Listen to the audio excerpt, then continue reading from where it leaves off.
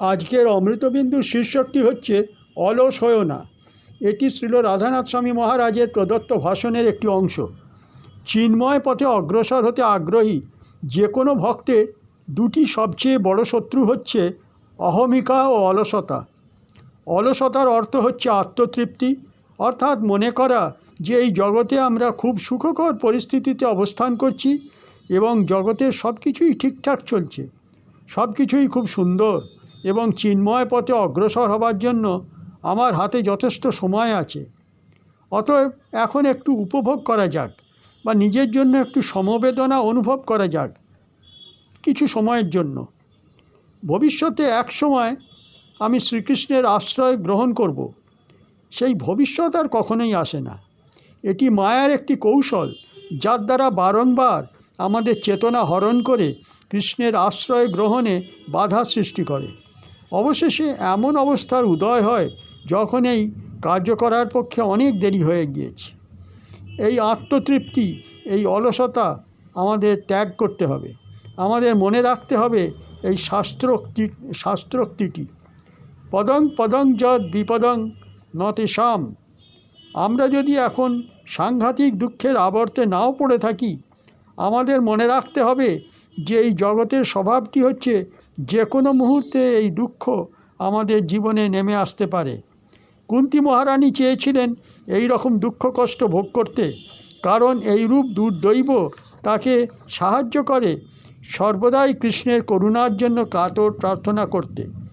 যদি প্রতিদিন আমরা উপযুক্ত মনোবৃত্তি সহকারে সাধুদের নিকট শ্রীমদ্ ভাগবতম শ্রবণ করি, তাহলে ভয়ঙ্কর বিপদের সম্মুখীন আমাদের হতে হবে না।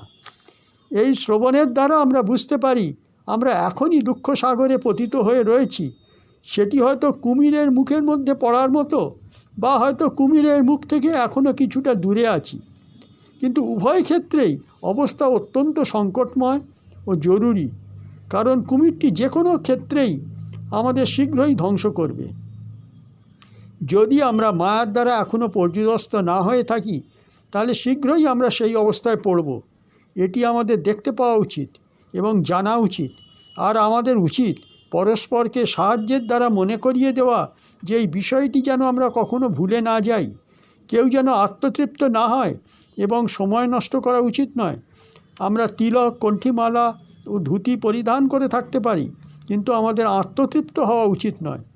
কৃষ্ণ চেতনা আমাদের হস্তগত হয়ে গেছে ভেবে নিশ্চিত থাকা উচিত নয়। কখনো ভেবো না সব কিছু ঠিকঠাক আছে। মনে করো না যে আমি যা চাইব কৃষ্ণ আমাকে তাই দেবেন এবং তার সঙ্গে অল্প কিছু আধ্যাত্মিক উন্নতি করলেই চলবে।